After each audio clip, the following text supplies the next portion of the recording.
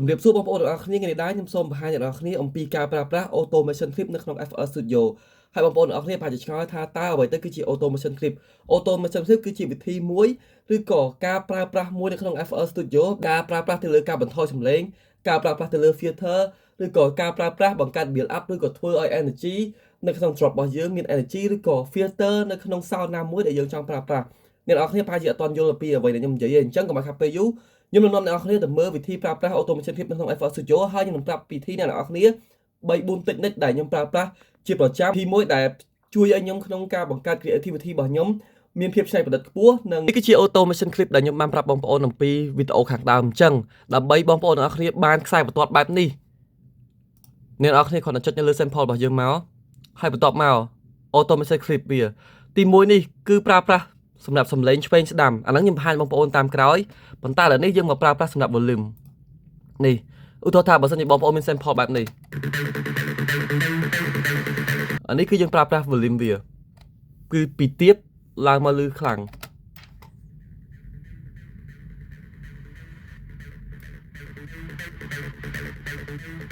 អញ្ចឹងនេះគឺជាវិធីទី1សម្រាប់ការប្រើប្រាស់ Automation Clip នៅលើ volume ហើយបន្ទាប់មកយើងចូលមកចំណុចទី2របស់យើងគឺការប្រើប្រាស់ Automation Clip នៅលើសលេងឆ្វេងស្ដាំឬក៏អាចហៅមួយទៀតបានថា panning ពេលអ្នកនរគ្នាចុច Automation Clip មកបន្ទាប់មកអ្នកនរគ្នានឹងឃើញ panning នេះគឺពេលដែលវាចេញពណ៌បៃតងនេះមានន័យថាគឺយើងប្រើប្រាស់សម្រាប់សលេងឆ្វេងស្ដាំឧទាហរណ៍ថាបើសិនជាបងប្អូនចង់បានសលេងមកខាងឆ្វេងអានេះសលេងរបស់យើង50%ទេប៉ុន្តែបើសិនជាបងប្អូនចង់ឲ្យលឺ 100% នៅខាងឆ្វេងហ្មងនេះឆ្វេង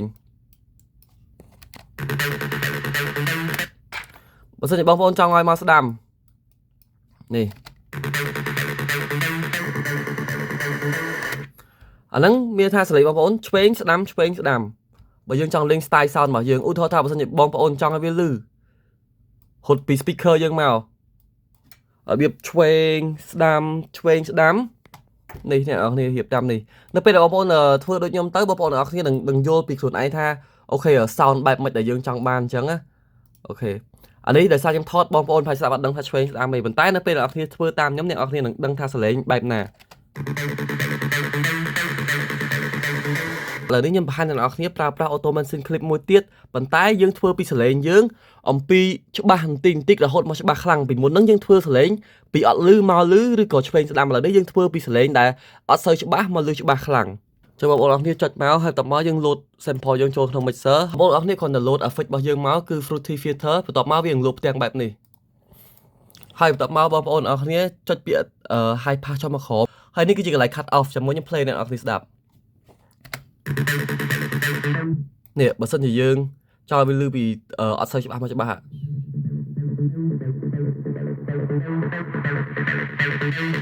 បងប្អូនទាំងអស់គ្នាបង្កើត Automation Clip នេះអ្នកនរគ្នាគ្រាន់តែ right click មកហើយបន្ទាប់មកយើងយកពាក្យ create Automation Clip បន្ទាប់មកវានឹងលុបផ្ទាំងបែបនេះ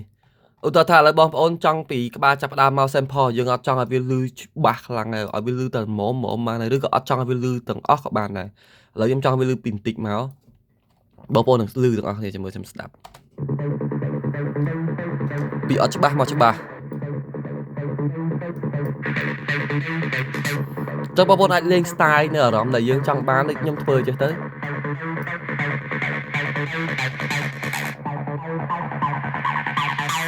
បន្ទាប់ពីខ្ញុំប្រាប់អ្នកនរគ្នាអំពីរបៀបទី3ក្នុងការប្រើប្រាស់ filter នេះហើយ Automation Clip filter ហើយវាមានចំណុចពិសេសមួយទៀតបើសិនជាបងប្អូនចង់គូដៃផ្ទាល់ហ្មងណា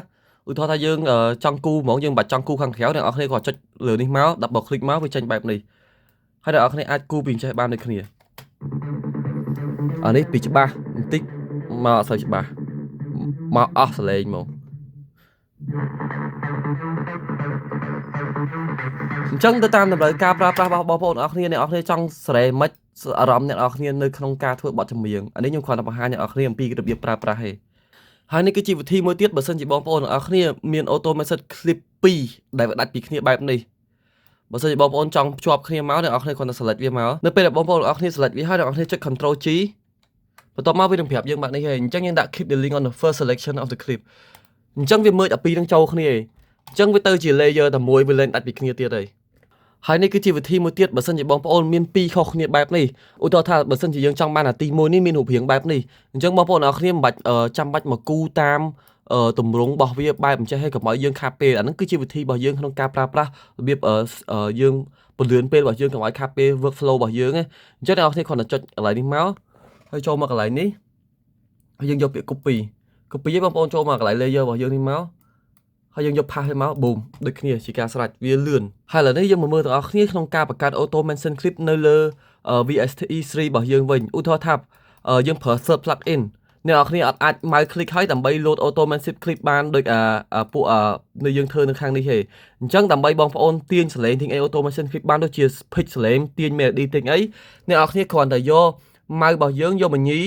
នៅលើកន្លែងណាមួយដែលយើងចង់ឧបករណ៍ auto mention clip ឧទាហរណ៍ថាឥឡូវខ្ញុំចង់បង្កើត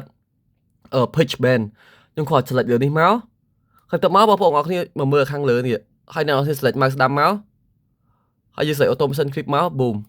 គឺជាការស្រេចអញ្ចឹងអានេះ pitch bend របស់យើងតែឧទាហរណ៍ថាបើសិនជាបងប្អូនអ្នកគ្នាចង់ប្រើប្រាស់អានឹងដែរប៉ុន្តែបងប្អូនអ្នកគ្នាចង់ pitch ដូចថា cut off ឧទាហរណ៍ខ្ញុំចង់ប្រើ filter នៅក្នុងនេះ cut off អ្នកនរគ្នាគ្រាន់ញីដូចគ្នាមកហើយ create auto mention clip មកនេះរបស់ខ្ញុំ filter ដំបូងនេះ pitch អានេះ cut off